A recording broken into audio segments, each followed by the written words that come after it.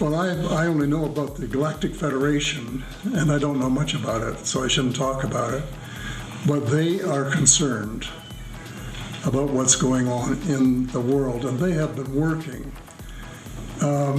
through individuals.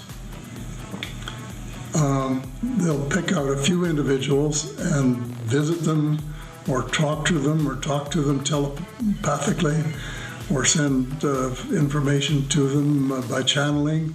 I have a very close friend who is writing his second book right now with channeling from a species called the Basidas.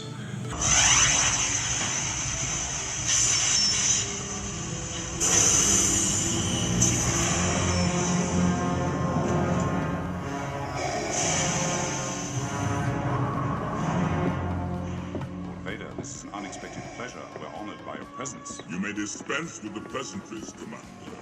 I'm here to put you back on schedule. I assure you, Lord Vader, my men are working as fast as they can. Perhaps I can find new ways to move it.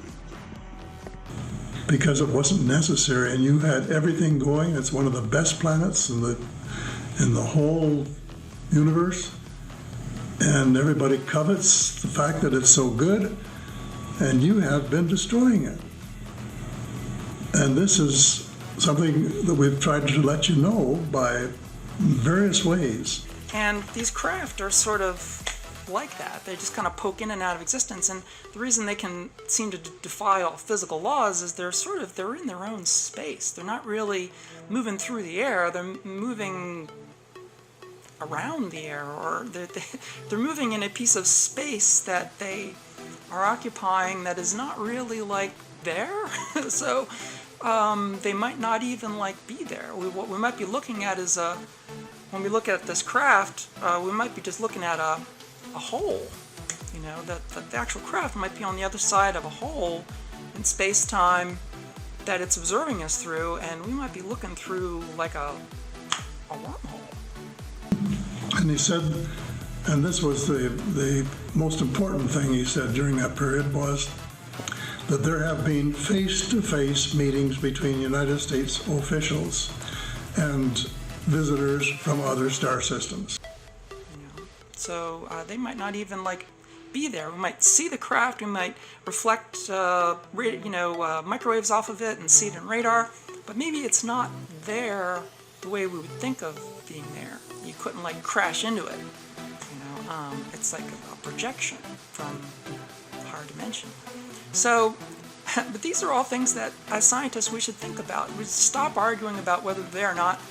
It's been confirmed. The Pentagon says they're real, they're there, they come in and out of our airspace every day. There's nothing we can do about it. We don't know who they are, what they're doing. And my own conviction, based on what I already knew, I said I'll go to the meeting, and at the meeting I said that UFOs are as real as the airplanes flying overhead, and that was it. So, time to have a different conversation about this. And who knows, if this report comes out, we'll know more. But,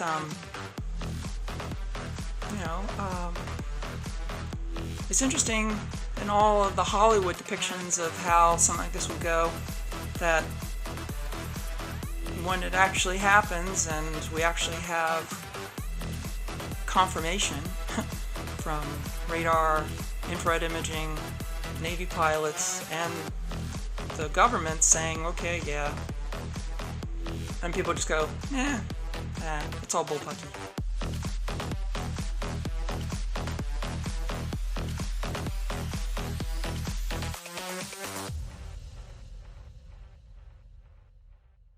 The Emperor is not as forgiving as I am.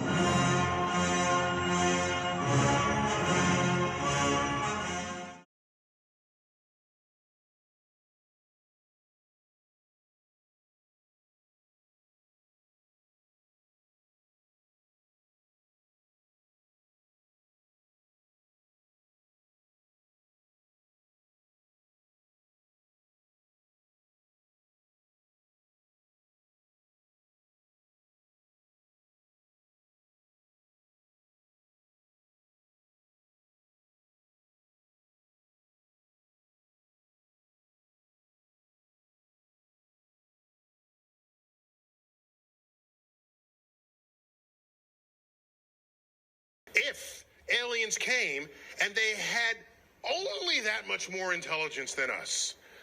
The gap that is between us and chimps, and we have DNA in common. If they were only that, they could enslave the entire Earth and we wouldn't even know it.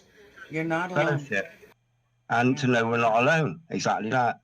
Take care, fisherman in a box. Yeah.